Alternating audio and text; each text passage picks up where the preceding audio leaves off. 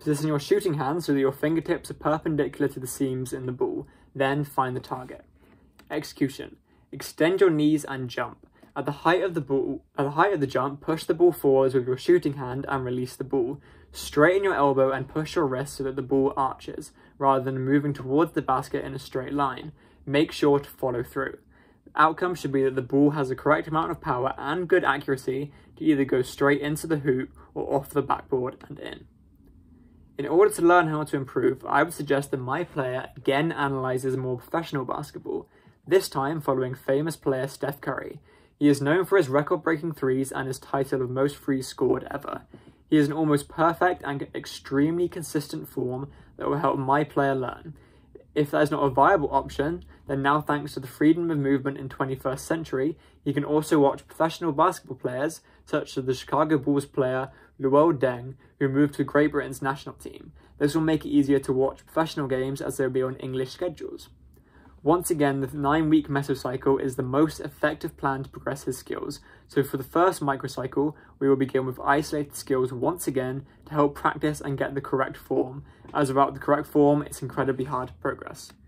My player will start off by going to the right side of the hoop and facing it. With one hand, he'll practice shooting it from very close range, keeping his other hand behind his back. This is so he isn't tempted to use it. 15 makes 3 times and then switch sides and repeat. If you want to progress, then you can make it so he has to get it in perfectly for it to count. To go one step further, we can make him reset with each miss, so he must get 15 in a row. This helps develop a solid form and foundation that his shot can be built off.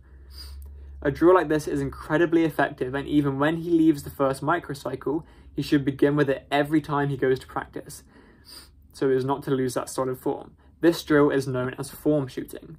A similar type of drill is to do the same, however this time have him bank it in off the backboard. Again, 15 makes 3 times with the same progressions as last.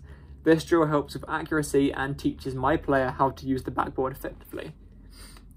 As the second microcycle starts, once again, cooling aids, beverages, and nutritious food is advised as to both minimize injury risk and maximize recovery time. As usual, the drills will now involve a partner to aid in practice. The player will start off on one of the elbows without the ball. Running across to the opposite one, they will then receive a baseline pass and quickly shoot before running back to the other and repeating the process. The performer should make 20 baskets. This drill helps the player to be able to shoot whilst at speed, what would be after a fast break or a cut that is heavily contested. This is as during the game I noticed many times my player would make a good cut into the mid-range, receive a good pass, however miss the shot. If he learns to finish the ball more often, then that play will be a high-scoring play for his team. The next drill is to shoot off a dribble.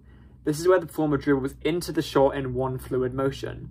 Score 3 times from mid-range, then 3 times from 5 different spots on the 3-point line. This should be the left and right corners, the left and right wings, and the centre. This helped the player's shooting become more fluid as well work on his range.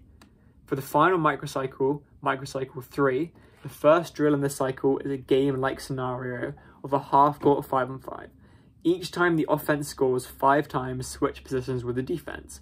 However, points can only be scored from shots either outside the key at mid-range or past the 3-point line for threes. This allows the player to practice shooting with actual defenders. To progress it, take away an attacker. This means every shot will be more contested, and either helps the player work on contested shots or their passing, making it so they have to look for an open man to get an easier shot off. The final drill will now be a full court 5-on-5, where my player can only score by shooting. This limits his options and forces him to work on his skill. Hopefully, by the end of these 3 training programs, my player will have advanced in both fitness and basketball and will be an all-round better player for his team than before.